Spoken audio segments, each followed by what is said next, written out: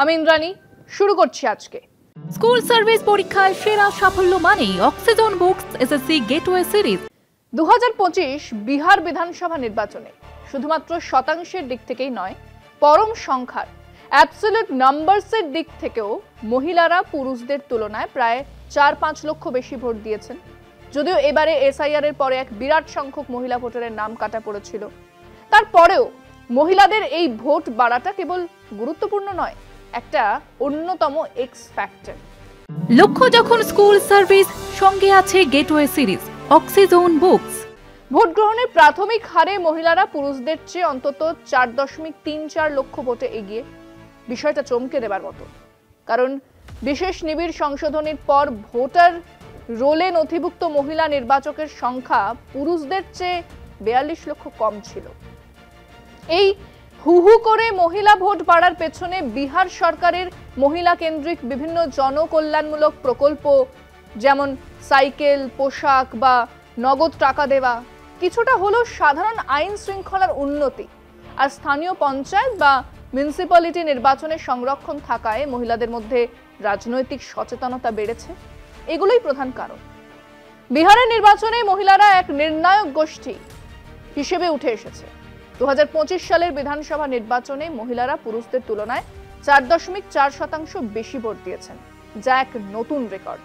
আর সেই বিরাট মহিলাদের ভোটের এক বেশ বড় অংশ গেছে নীতিশ কুমারের দিকে। মহিলারা ভোট দিয়ে বাইরে এসে বলেছেন, ওনারা স্বাস্থ্য যাই হোক, উনি যে দলেই যান, উনি আমাদের জন্য করেছেন, আমরা ওনাকেই ভোট দেব। আসলে আমরা চাই বা না চাই, মধ্যযুগের চাপিয়ে দেওয়া লিঙ্গ অসাম্য, পুরুষ ডমিনেশন, পুরুষ আধিপত্য কিন্তু কমছে। মহিলারা নিজেদের স্বাধীন কণ্ঠস্বর নিয়ে সামনে আসছেন, হ্যাঁ বিহারেও। আর সেই শেকল ভাঙার প্রাথমিক পর্যায়ে তারা তাদের সঙ্গে নীতিশ কুমারকে পেয়েছেন, আর তার ঋণ শোধ করলেন এই নির্বাচনে। হ্যাঁ, এটাই সারা ভারতে হবে। আগামী বাংলার নির্বাচনেও আমরা এটাই দেখব, সেটাই বিষয় আছে। ফের বিহারে নীতিশ কুমারের জয়, এনডিএর ঝড়, শাসক জোটের সব শরিকই সফল।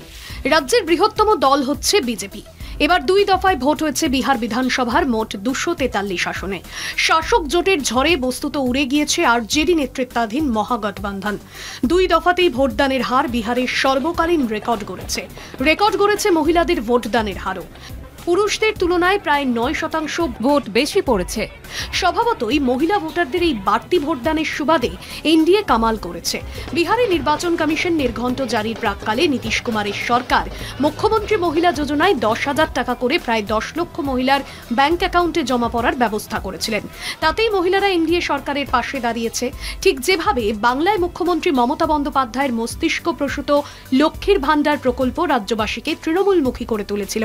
মহিলাদের ব্যাংক অ্যাকাউন্টে সরাসরি নগদ অনুদানের এই কৌশল বাংলায় তৃণমূলেরই অনুকরণ বলা যেতে পারে। মহিলাদের অনুদান মানে শুধু অর্থ নয়, একই সঙ্গে তাদের আত্মমর্যাদার প্রতি সম্মান প্রদর্শনও বটে। এর ফলে মেয়েদের মধ্যে স্বাবলম্বনের বোধ জাগ্রত হয়। নীতিশ যেভাবে মহিলাদের ভোটে রাজ্যে 2 দশকের বেশি ক্ষমতায় থেকে গেলেন, বাংলায় মমতার ক্ষেত্রেও তারই পুনরাবৃত্তি ঘটার সমূহ সম্ভাবনা।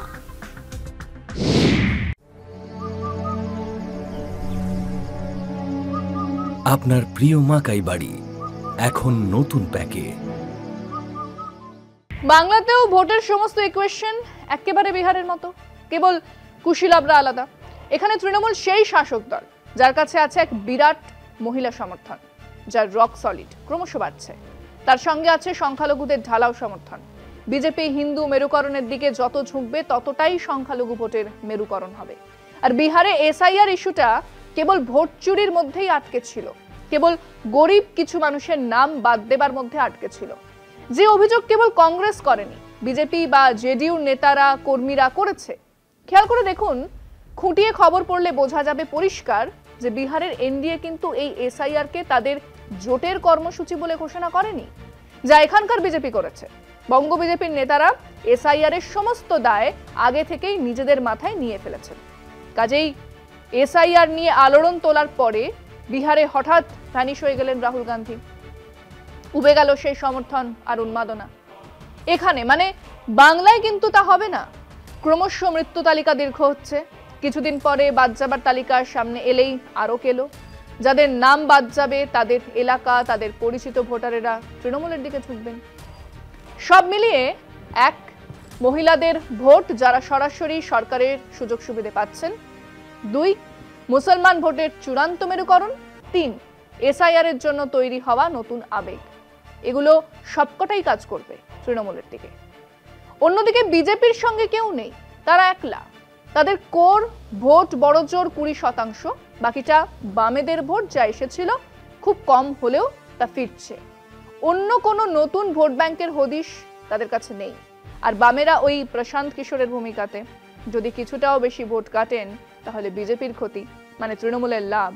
অথচ তারা যে নিজেরা বড় কিছু করতে পারবেন তাও নয়, মানে একেবারে বিহারের ভোটের স্টাইলে এখনই বাংলাতে ভোট হলে বিজেপি হারবে। বিহারের সঙ্গে তফাৎ একটাই, আর যদি তবুও মুখ রক্ষা করতে পেরেছে বিজেপি তাও পারবে না। আর বামেরা যদি তাদের 7-8% ভোট বিজেপির বাক্স থেকে ফিরিয়ে আনতে পারেন তাহলে আগামী নির্বাচনে আগে বিজেপি আবার পুনর্মূষিকভাবে সেই 8-10% ফিরে যাবে। রাজ্যের রাজনৈতিক সমীকরণ বদলে যাবে। আমরা আমাদের দর্শকদের জিজ্ঞেস করেছিলাম, মহিলাদের ভোট গোটা দেশেই এক নির্ণায়ক চেহারা নিচ্ছে। এ রাজ্যের মহিলারা সরকারের কাছ থেকে সরাসরি অনেক সাহায্য, ডাইরেক্ট ক্যাশ ট্রান্সফার ইত্যাদি পাচ্ছেন বিভিন্ন স্কিমের মাধ্যমে। সেই মহিলা ভোটই কি আগামী বিধানসভা নির্বাচনে মমতা বন্দ্যোপাধ্যায়ের সবচেয়ে বড় অস্ত্র? শুনুন মানুষজন। দিদি আমাদের অনেক সাহায্য করেছে, কোনো সুযোগ সুবিধা অনেক কিছুই দিয়েছে। কোনো দরকারে কোনো বিপদ আপদে দিদির কাছে গেলে সে সুযোগ পেয়েছি। উপরন্ত পড়াশোনার দিক দিয়েও অনেক পেয়েছি আমরা, যেমন কন্যাশ্রী, তারপর হচ্ছে রূপশ্রী, বহুত কিছু পেয়েছি আমরা। আর রিসেন্ট তো লক্ষ্মী ভাণ্ডার রিসেন্ট চালু হলো, তার আগে আমরা খাদ্য সুরক্ষা হোক, বিভিন্ন মানে যেমন স্বাস্থ্যসাথী থেকে চিকিৎসা পেয়েছি আমরা।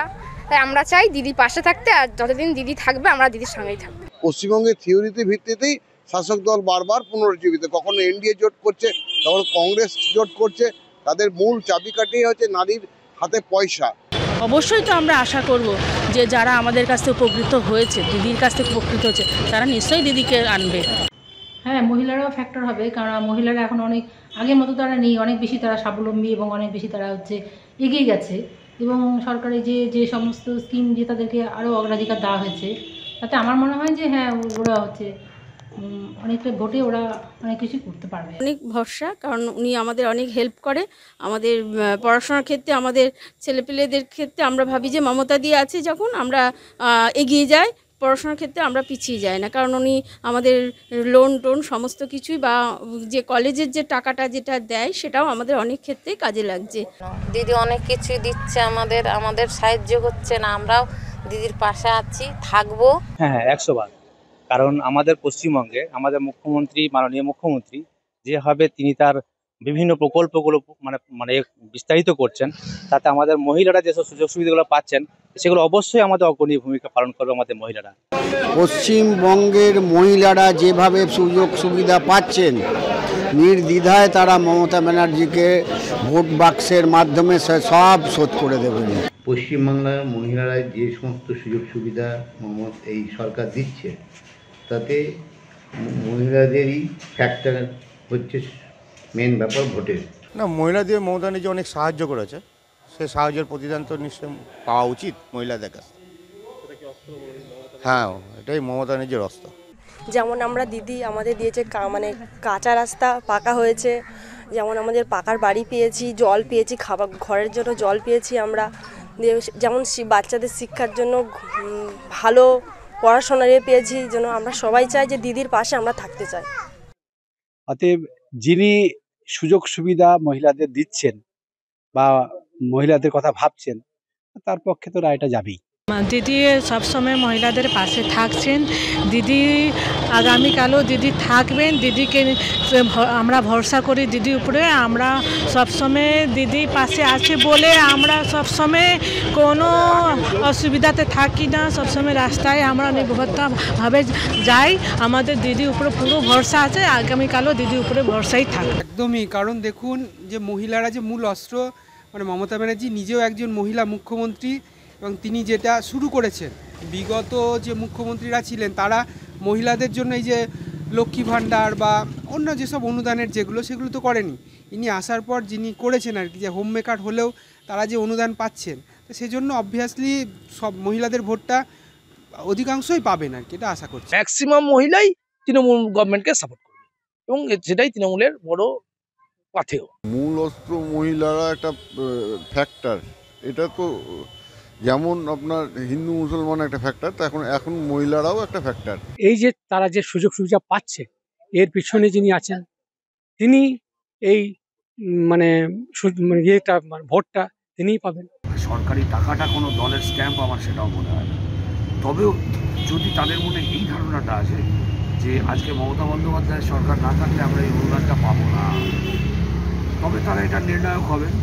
মমতা দিদি এখানে পশ্চিমবঙ্গে মহিলাদের যা সুযোগ সুবিধা দিচ্ছেন, যেমন লক্ষ্মী ভাণ্ডার আছে, কন্যাশ্রী আছে, বৃদ্ধ ভাতা আছে এবং গ্রুপে অনেক সুযোগ সুবিধা দেয় মহিলাদের।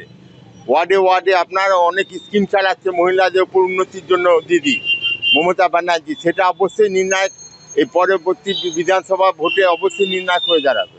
সেটা উনি ভাবছেন, হয়তো এতদিন ছিল, কিন্তু চোখ কান ফুটছে, খালি মহিলারা না, সংখ্যালঘু সম্প্রদায়ের মানুষও এবার কিন্তু জেগে উঠেছে যে এই অন্যায় অত্যাচারের বিরুদ্ধে এবার দাঁড়াতেই হবে, এর একটা পরিবর্তন তারা ক্ষমতায় আসার পর থেকেই দলের মধ্যে মহিলাদের পার্টিসিপেশন বাড়িয়েছেন মমতা। মন্ত্রিসভায়, বিভিন্ন জেলায়, মিউনিসিপ্যালিটি, পঞ্চায়েত, বিধায়ক, সাংসদ সব জায়গাতেই বেড়েছে মহিলাদের অ্যাক্টিভ পার্টিসিপেশন। দেখার মতো ব্যাপার। এটা বাম জমানাতেও আমরা দেখিনি। আর তার সঙ্গে পাল্লা দিয়ে মহিলাদের জন্য নানান প্রকল্প, মহিলা ক্ষমতায়নের এক পরিকল্পনাই আজ মমতা বন্দ্যোপাধ্যায়ের রক সলিড ভোট ব্যাংক। হ্যাঁ, এই ভোট ব্যাংকই বিহারে জিতিয়েছে নীতিশ কুমারকে, বাংলাতে জেতাবে মমতা বন্দ্যোপাধ্যায়কে। আজকে এই পর্যন্তই। দেখতে থাকুন কলকাতা টিভি, রাত ৩, ৭ দিন।